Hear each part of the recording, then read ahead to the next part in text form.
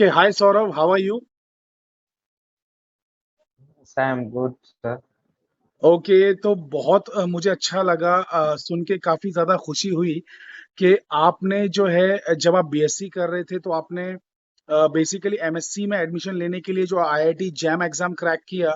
ये सुन के काफी अच्छा लगा था। फिर उसके बाद में आपने अभी नेट जेआरएफ भी क्वालिफाई कर लिया है।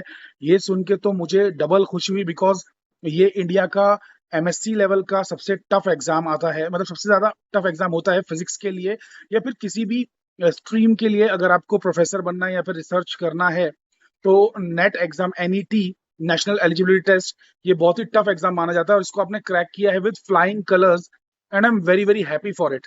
सो Gaurav, sorry Saurabh, I am sorry. So Saurabh, आप जो है बेसिकली मुझे ये बताइए कि पहले तो शुरू से शुरुआत करते हैं कि आपका मोटिवेशन क्या रहा, आपने इंजीनियरिंग और मेडिकल ना करके बीएससी, जिसको लोग बिल्कुल कहते हैं कि अरे प्लेन बीएससी करके क्या जिंदगी में मिलेगा, क्या बनेगा, कुछ नहीं होने वाला है। तो ये बीएससी आपने कैसे चुना? बीएससी चुनने की आप में हिम्मत कहाँ से है? क्योंकि लोग तो आपको डिमोटिवेट करते होंगे कि अरे भाई तू इंजीनियरिंग कर ले, अच्छा लाइफ सेटल हो जाएगी, डॉक्टरी कर ले हो जाएगा। तो Yes बीएससी sir, करने का मोटिवेशन that's कहाँ true. से आया? सर जैसे कि 10th के बाद तो क्लियर था कि साइंस लेना है और बाकी आर्ट्स और कॉमर्स में मैं टिक नहीं पाऊंगा। तो फिर जैसे कि कॉलेज और क्लास ज्वाइन किए तो क्लास में सर बहुत सारे बच्चे देखे कि जिनका अलग अलग माइंड सेटअप था कि इंजीनियरिंग करना है या मेडिकल करना है। पर सर मुझे खासकर फिजिक्स में बहुत ही ज़्यादा इंटरेस्ट आया क्योंकि आपके क्लासेस होते थे और भी टीचर्स थे, लेकिन जो आपके क्लासेस थे उसमें सर जो लाइव डेमोन्स्ट्रेशन आप एक क्लास के बाद में 5-10 मिनट का हमको शो करते थे वो कि अलग अलग जो लाइव फिजिक्स के लॉज और प्रिंसिपल से लाइव डेमोन्स्ट्रेशन देखने मिलता था। तो सर वो एक किक स्टार्ट तो था ही, और जो आपने उस समय हमको नेस्ट और जेस्ट वगैरह के एग्जाम्स के बारे में बताए थे कि कैसे एक रिसर्च इंस्टीट्यूट में आ जाके आप काम कर सकते हैं या फिर अपना रिसर्च करियर बना सकते हैं, क्योंकि उस टाइम पे साइंटिस्ट बनना एक फैंटेसी लगता था कि साइंटिस्ट बन जाएंगे, पर कैसे पाथ होगा, क्या क्या उसके लिए हमको करना होगा। तो वो एक शुरुआत का जो पहला स्टेप था वो ऑफकोर्स आपको बीएससी करनी होगी, बैचलर्स डिग्री लेना होगा। तो बैचलर्स डिग्री वहाँ से करने का मन बनाया, और इंजीनियरिंग और मेडिकल के बारे में बाद में सोचा भी नहीं कि फिजिक्स पसंद है। मैथ्स और फिजिक्स को इक्विवेलेंट माना था मैंने कि मैथ्स और फिजिक्स दोनों अच्छे लगते थे। तो बीएससी उन्हीं से की, और फिर बीएससी करने के बाद यहाँ पे मास्टर्स एंड दिया। अच्छा, और पहले पहले बीएससी जस्ट की हम यहाँ लोग पे और अभी। बात कर लेते हैं। मुझे ये बताइए कि यस यस। बीएससी में आपके फर्स्ट ईयर में सब्जेक्ट्स क्या रहे? Sir physics chemistry maths. अच्छा, पीसीएम ग्रुप आपने चुना था। अच्छा, ये हाँ बीएससी हाँ आपने किया हाँ। है झुनझुनवाला कॉलेज घाटकोपर से, राइट? अच्छा, यहाँ यस जाने की दैट्स प्रेरणा राइट, आपको हाँ। कहाँ से मिली? सर जैसे कि कट ऑफ थे सारे कॉलेजेस के, तो कट ऑफ को देखते हुए आपसे उस टाइम पे इंटरेक्शन होता रहता था कि सरकार को कौन से कॉलेज में जाना है, कि कहाँ की फैकल्टी कैसी है, कहाँ मुझे कॉपरेशन कहाँ ज़्यादा मिलेगा, क्योंकि जो बैचलर्स में होता है स्टूडेंट और टीचर का बॉन्डिंग बहुत गहरा होना चाहिए। तो इस टाइप के टीचर्स कहाँ मिलेंगे, तो वहाँ पे आप किरण कुलवंकर सर के अंडर जाओ, और वहाँ पे उनका रिसर्च यूनिवर्सिटी में बहुत अव्वल दर्जे का है। तो मुझे इससे कंफर्मेशन हो गया कि मुझे झुनझुनवाला ही वहाँ एडमिशन लेना है, और मैंने उससे कुछ इट्स वर्थ इट, लाइक मैंने उससे कुछ खोया नहीं, झुनझुनवाला में एडमिशन लेके। यस, तो वो वहाँ से। अच्छा, तो मैंने आपको झुनझुनवाला का सजेशन दिया था, तो वो राइट सजेशन था कि रॉन्ग था? मतलब कैसा लगा आपको झुनझुनवाला कॉलेज? सच में अच्छा लगा? सब बिल्कुल सही सर, एक मेमोरी जैसा है वो दिमाग में कि वो 3 साल कैसे खत्म हो गए, क्या उसके बीच में कितने extra curricular activities, 2 academic projects, और कितने सारे फ्रेंड्स वहाँ पे मैंने अपने बनाए। तो वो एक मेमोरी जैसा टाइम था जो 3 साल कब चला गया पता नहीं सर। तो बिल्कुल अच्छा, मतलब एक बिल्कुल सही सजेशन था आपका अच्छा। कि Jhunjhunwala college. Actually Jhunjhunwala college आपको सजेस्ट करने का मेरा जो मकसद था वो ये था कि पहले तो मैं भी उससे अटैच्ड रहा हूँ 5 साल। मैंने अपना 11 12 भी वहीं से किया था और बीएससी भी वहीं से किया था। तो वहाँ की फैकल्टी को मैं जो है बेसिकली बहुत ही करीब से जानता था और वहाँ पे काफी अच्छे अच्छे प्रोफेसर्स थे। और मेरे गॉडफादर किरण कोलवानकर तो थे ही। और वो काफी हमें मोटिवेट करते रहते थे। काफी अलग अलग बुक्स के बारे में बताते थे कि मैथमेटिकल फिजिक्स के लिए ये पढ़ो और बेसिक्स क्लियर करने के लिए ये वाली बुक पढ़ो। तो उन्होंने कुछ रेसनिक हैलिडे बुक के बारे में बताया था, आपको भी कहा ही होगा, ऑब्वियसली मैं जानता हूँ। तो बेसिकली उससे बेसिक्स क्लियर करने के लिए और फिर बाद में मैथमेटिकल फिजिक्स के लिए हम लोग को कुछ और भी बुक्स दी थी हायर लेवल की। Meryl boss. एल बॉस करके एक बुक थी, मैरियल बॉस। Meryl boss. हाँ राइट। तो हाँ हाँ वो हाँ। बेसिकली काफी बच्चों को मोटिवेट करते हैं कि तुम रेफरेंस बुक्स पढ़ो, नॉर्मल अपनी जो बुक्स होती हैं, मतलब ये स्टेट बोर्ड की जो बनती हैं, ये इतनी अच्छी नहीं होती स्टेट नॉर्मली, पब्लिक। मतलब। हाँ हाँ। तो वो मोटिवेट करते हैं, तो वो भी मेरे लिए भी वो गॉडफादर रहे, इसलिए बिल्कुल उनकी नहीं। वजह से मैं आज फिजिक्स में हूँ। एंड बाकी फैकल्टी भी जो हैं, जैसे नीता हाँ सर श्रीवास्तव वो। मैडम, रेखा घोरपड़े मैडम, रत्ना जाधव मैडम, मतलब बहुत लोग, सुनीता मराठ यस मैम। बिल्कुल। मतलब मैं सबके नाम अभी मैं मतलब यानी कि ले नहीं पाऊंगा। मेरे टाइम पे तो 17 सुनीता प्रोफेसर थे। मराठ मैम। यस हाँ, मैम। आप यस आपके सर। टाइम पे शायद थोड़े कम हो गए होंगे, है ना? फैकल्टी शायद 10 11 होंगे, बट मेरे टाइम पे पूरे हाँ हाँ 17। कुछ कुछ। हाँ, मेरे टाइम पे 17 फैकल्टी थे। तो मतलब मैं काफी मतलब ज्यादा उनसे सीखा हूँ और बहुत अच्छा लगा है। तो एक मकसद मेरा यही था कि मैं आपको अच्छी से अच्छी फैकल्टी दिलवाऊं जो आपको मोटिवेट कर सके बीएससी में, और आप हायर एजुकेशन के लिए फिजिक्स को चुनो। और दूसरा ये कि आरजेसी में मतलब एक कल्चर बन चुका है कि वो साइंस को काफी प्रमोट करते हैं आरजेसी वाले लोग। तो मैं चाह रहा था कि आपका फिर ध्यान, मतलब आपको, आप कुछ मिस ना करो, आपको ऐसा ना लगे कि अरे मैंने दूसरी चीजें नहीं की, बाकी लोगों की तरह इंजीनियरिंग नहीं की, तो यहाँ पे आके मैंने कोई गलत किया। वहां जाके आपको एक अच्छा सा फील मिले। तो मेरा खुद पर्सनल अटैचमेंट रहा है, इसलिए मैंने बेसिकली आपको सजेस्ट किया था। तो आई थिंक वो थोड़ा आपके लिए सही बैठा। अच्छा, अब आप ये बताइए कि बीएससी में आपने प्रिपरेशन कैसे की आईआईटी जैम के लिए? सब जैसे कि बीएससी का जो स्टार्टिंग का ईयर था वो तो सब्जेक्ट इंट्रोड्यूस होने में और उस समय जो टीचर्स थे उनसे अटैचमेंट में टाइम चल गया। तो मैंने फर्स्ट ईयर और सेकेंड ईयर तक उतना सीरियस नहीं हुआ प्रिपरेशन को लेके। पर जैसे कि किरण सर ने बीच में बोला कि तुमको बेसिक्स पे काम करना होगा, तो फिजिक्स सीखना होगा। तो वायलिन ट्यूशन से नहीं हो पाएगा। उसके लिए प्रॉपर रेसनिक हैलिडे, मैरियल वो जैसे आप बता रहे हैं, और जो उसके लिए वे है वो इसी के थ्रू इसको करना ही होगा। तो ये मैंने लास्ट ईयर में करना शुरू किया अपने बीबीएससी लास्ट ईयर में। उसके पहले तक तो जो रेफरेंस बुक्स है उनको लाइब्रेरी से लेके जितने रिक्वायरमेंट है अपने सिलेबस के लिए उतना पढ़ लेता था। पर खासकर जैम के लिए प्रिपरेशन वो थर्ड ईयर से स्टार्ट किया। फिर ग्रेट मैंने थर्ड ग्रेट। ईयर में रचने के लिए 80% सॉल्व की, 80% से ऊपर सॉल्व की। और फिर उसके बाद जो प्रीवियस ईयर क्वेश्चन पेपर थे उनके क्वेश्चंस यूं ही बन जा रहे थे, लाइक उनके मैंने सॉल्यूशंस नहीं देखे।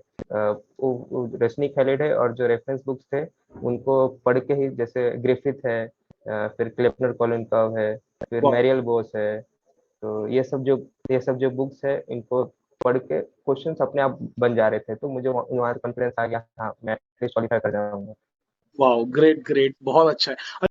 तो सौरभ, मुझे ये बताइए कि आईआईटी जैम क्रैक होने के बाद आपने कौन सा इंस्टीट्यूट चुना?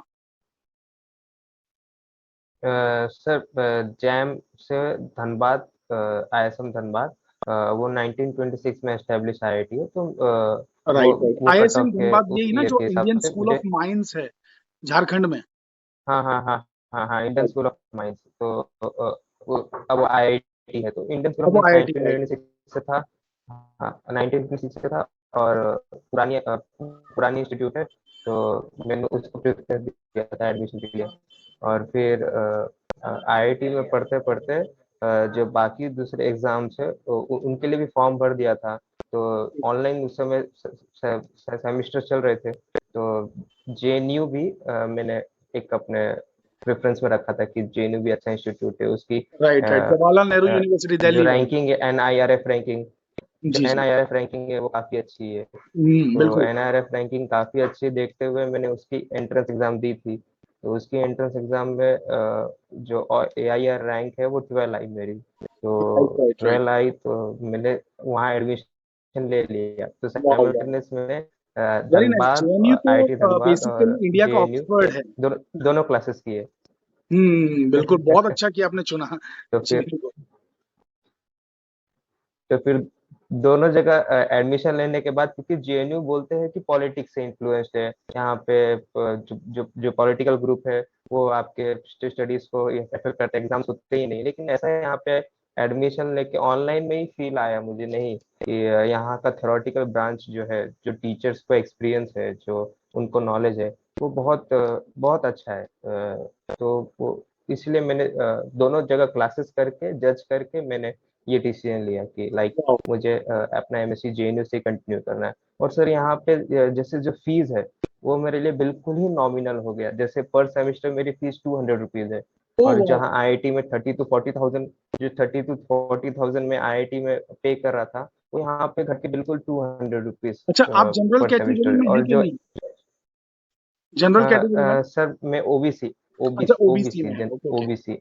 Okay, fine. यस, तो ओबीसी में आपको हूँ। बेसिकली फीस अच्छा पड़ गया, मतलब है ना, इकोनॉमिकली काफी अच्छा रहा आपके लिए। यस सर, और कुछ भी कॉम्प्रोमाइज नहीं किया मैंने। जैसे जैसे स्टडीज से कॉम्प्रोमाइज नहीं हुआ, टीचिंग क्वालिटी से कॉम्प्रोमाइज नहीं हुआ, वाह। बिल्कुल वही चीजें यहाँ मिल रही है मुझे, तो इसीलिए हाँ, बिल्कुल, ये बिल्कुल। नहीं, नहीं, नहीं, जेएनयू में देखिए पॉलिटिक्स है, वो सभी जानते हैं, और वो एक्चुअली कैसे नहीं होगा, कैसे वो अपने आप को बचाएगा, बिकॉज़ आस-पास में आप सब सोच सकते हैं कि मतलब दिल्ली तो एक यानी कि जगह ही है पॉलिटिकल एक्टिविज़्म की, और वहाँ पर जो है यानी कि सरकार ही वहीं पे बैठती है।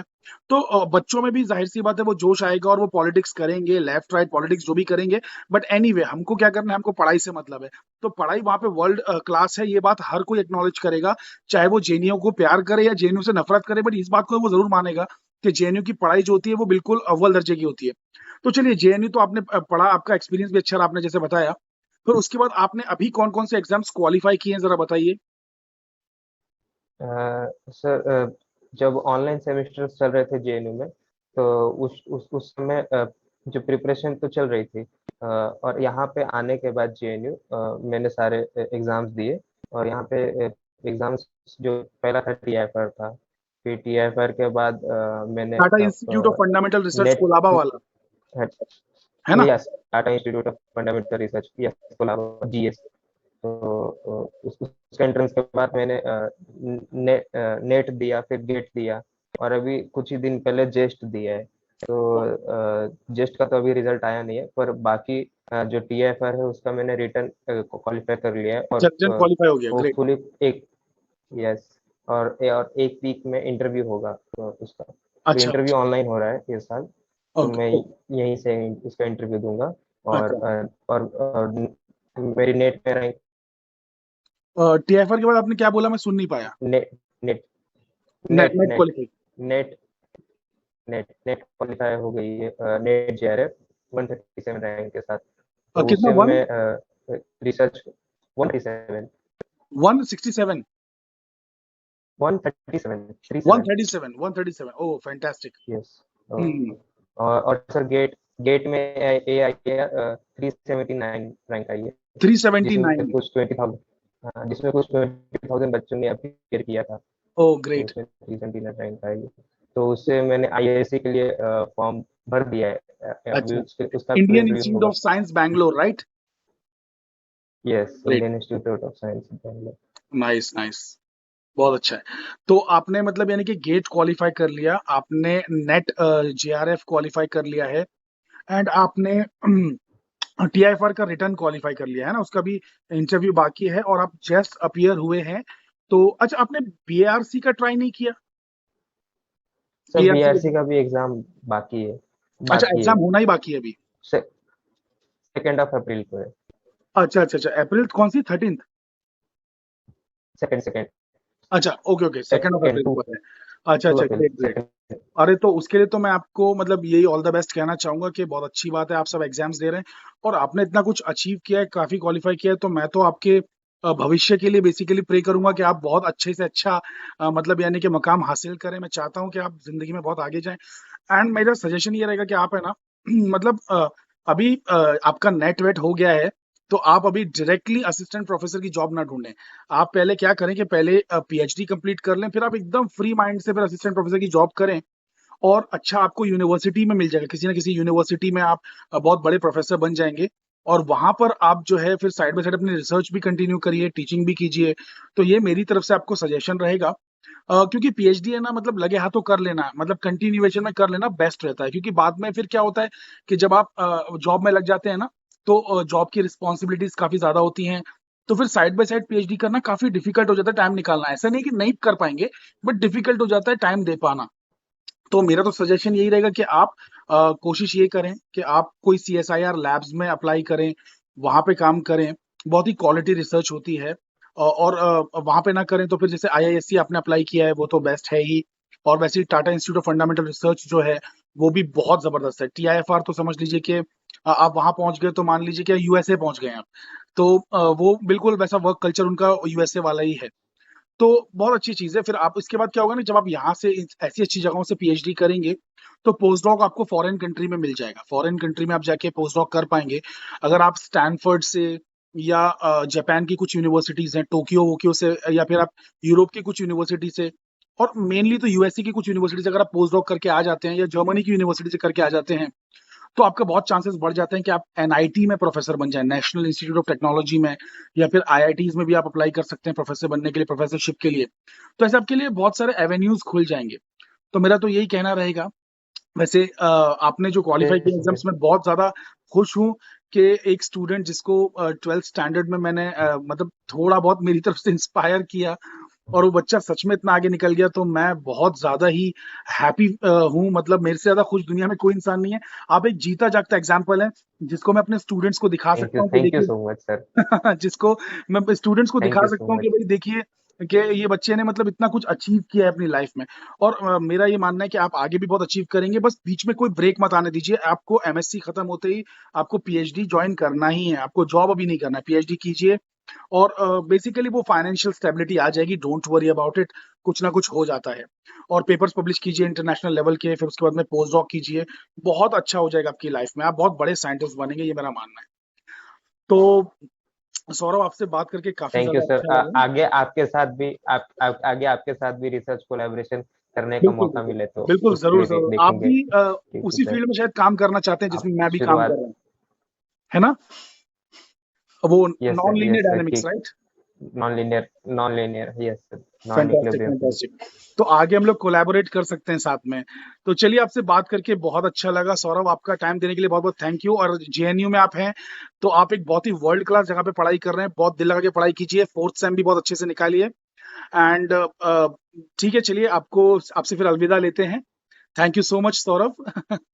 Okay, bye, take care. Thank you so much sir. Bye bye sir. Bye.